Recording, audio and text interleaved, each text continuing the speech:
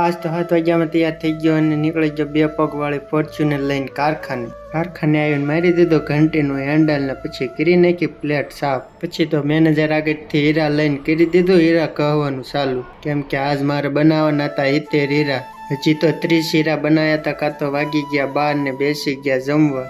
જમવામાં હતું બટેકાનું શાક, આખા રીંગણાનું શાક અને રોટલી, સાથે હતા મરચાં અને છાશ. તો હવે પહેલા જમી લેવી અને પછી કરી લેવી થોડોક આરામ. અડધી કલાક આરામ કરીને પછી કરી દીધું પાછું હીરા કહવાનું ચાલુ, કેમ કે આજ આપણે બનાવવાના હતા 70 હીરા, એમાં હજી 40 હીરા ઘટતા હતા. બપોર પછી તો હેરાન પણ કપાઈ ગઈ હતી, એટલે હીરા કહવાની કાંઈ બહુ મજા આવતી નથી અને હીરા પણ હરખા બનતા નહોતા. હીરા સારા ન બનાવ્યા એટલે મેનેજરે આપી દીધા 5 હીરા પાછા. 5 હીરા પાછા આવ્યા એટલે તો ભાઈ મૂડ બગડી ગયો હીરા કહવાનું ને ઉપડી ગયા નાસ્તો કરવા.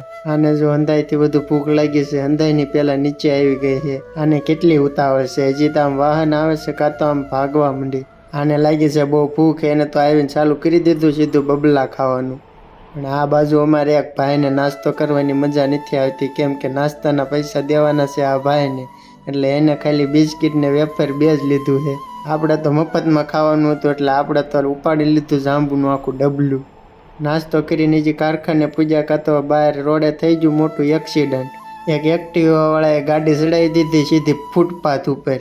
એક્સિડન્ટ જોવામાં તો વાગી ગયા 6 ને આપણે બનાવી નાખ્યો માવો. પછી તો ખાઈ નાખ્યો માવો અને આખા ગામના લોટ ભેગા કરીને દઈ દીધા મેનેજરને. મેનેજરને લોટ દઈને હું નીકળી ગયો ઘર તરફ. બાકી આજના વ્લોગમાં એટલું જ. આવા જ વ્લોગ જોવા માટે આપણી ચેનલને સબસ્ક્રાઈબ કરી નાખો.